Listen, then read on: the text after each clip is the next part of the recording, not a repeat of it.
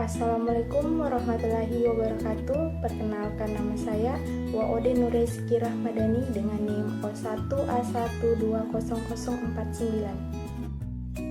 Baik, di sini saya akan menjelaskan tentang gangguan enzim pencernaan dan cara mengatasinya. Pencernaan secara umum. Pencernaan adalah sebuah proses metabolisme di mana suatu makhluk hidup memproses sebuah zat dalam rangka untuk mengubah secara kimia atau mekanik sesuatu zat menjadi nutrisi. Proses yang terjadi di organ pencernaan.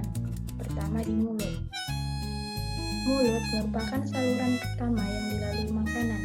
Di dalam rongga mulut terdapat gigi, lidah, dan kelenjar pencernaan, yaitu kelenjar air liur. Jadi, di dalam mulut terjadi pencernaan secara mekanis dan secara kimiawi. Kerongkongan. Kerongkongan adalah sebuah tabung berotot yang panjangnya 25 cm dan garis tengah 2 cm. Esofagus dilapisi oleh butel berlapis gepeng tanpa lapisan tanduk. Umumnya, esofagus memiliki saluran yang sama dengan saluran pencernaan lain. Ujung distal esofagus dilapisi ototnya terdapat dari serat otot polos saja. Pada bagian tengah terdapat campuran serat otot bergaris atau rangka. Serat otot polos dan ujung proksimal hanya dijumpai serat otot rangka. Kerongkongan terletak di belakang trakea dan di depan tulang punggung. Setelah melalui toraks menembus diafragma untuk masuk ke dalam perut atau abdomen dan menyambung dengan lambung atau ventriculus. Esofagus terutama berfungsi menghantarkan bahan yang dimakan dari faring ke lambung. Lambung atau ventriculus. Lambung adalah organ endokrin eksokrin campuran yang mencerna makanan dan mengekspresikan hormon.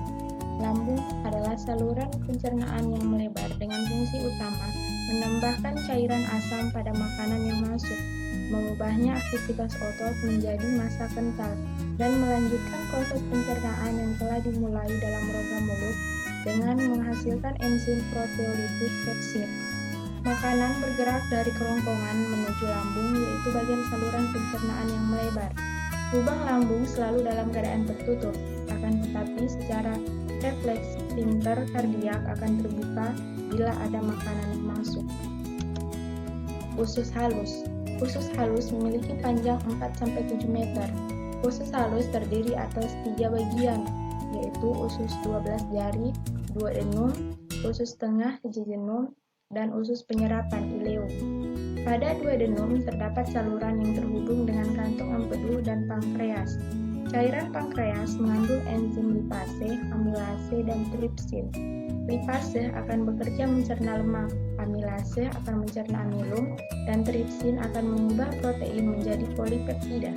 Cairan empedu juga bekerja mengemulsikan lemak pada thymus dengan cara mengubah lemak menjadi larut dengan air. Usus besar. Usus besar merupakan saluran pencernaan baru usus berpenampang 5-6 cm. Usus besar merupakan lanjutan dari usus halus yang tersusun seperti huruf U terbalik dan mengelilingi usus halus dari vacula ileocecalis sampai ke anus. Usus besar terdiri atas 2 bagian, yaitu usus tebal kolon dan poros usus atau rektum. Usus besar atau kolon memiliki panjang kurang lebih 1 meter dan terdiri atas kolon mendatar ascendens, kolon atau menurun transversum, kolon decandens, dan berakhir pada anus. Di antara usus halus dan usus besar terdapat usus buntu atau sekum. Pada ujung sekum terdapat benjolan kecil yang disebut umbai cacing atau appendix yang berisi sejumlah sel darah putih yang berperan dalam imunitas. Bahan makanan yang sampai pada usus besar merupakan zat-zat sisa. Zat-zat sisa berada dalam usus besar selama 1-4 hari. Rektum. Rektum adalah bagian akhir dari proses pencernaan. Di bagian ini, feses disimpan sampai waktunya dikeluarkan. Rektum dapat berkontraksi sehingga menimbulkan terjadinya defeksi, yaitu proses pengeluaran zat-zat sisa pencernaan makanan melalui anus. Dan yang terakhir, anus. Anus merupakan lubang tempat keluarnya kotoran atau feses. Setelah sebelumnya ditampung di dalam rektum, anus terdiri atas 2 lapis otot, yaitu otot polos dan otot lurik. Enzim yang terlibat di setiap organ pencernaan dan fungsinya. Rongga mulut terdiri atas enzim hialin dan amilase. Fungsinya memecah amilum menjadi maltosa. Lambung terdapat enzim HCl atau asam lambung, pepsin, renin, lipase gastrik. Fungsinya mengaktifkan enzim dan membunuh kuman, memecah protein menjadi pepton, mengubah protein susu menjadi kasein, memecah lemak menjadi asam lemak dan gliserol. Pankreas terdiri atas enzim amilase, tripsin, lipase, dan peptidase. Fungsinya memecah amilum menjadi glukosa, memutuskan ikatan peptida, memecah lemak menjadi asam lemak dan gliserol, memecah ikatan peptida menjadi asam amino. Dan yang terakhir usus alus. Enzimnya erepsin, enterokinase, dan lipase. Fungsinya memecah ikatan protein menjadi asam amino, mengaktifkan trypsinogen menjadi tripsin, memecah lemak menjadi asam lemak dan gliserol.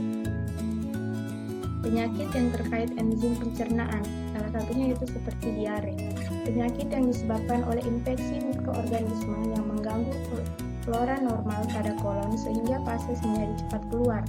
Diare adalah penyakit yang membuat penderitanya menjadi sering buang air besar dengan kondisi tinja yang encer.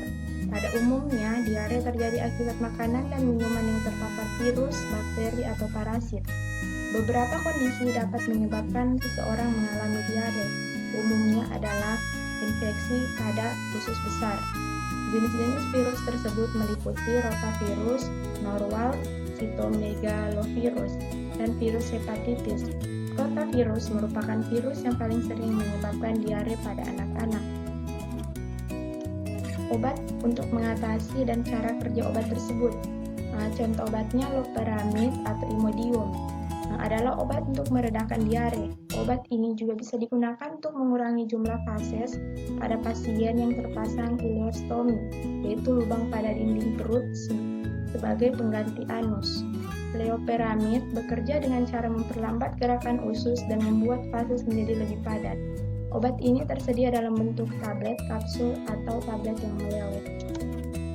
Mungkin itu saja yang bisa saya sampaikan. Kurang dan lebihnya mohon dimaafkan. Wabillahi taufiq wal hidayah. Wassalamualaikum warahmatullahi wabarakatuh.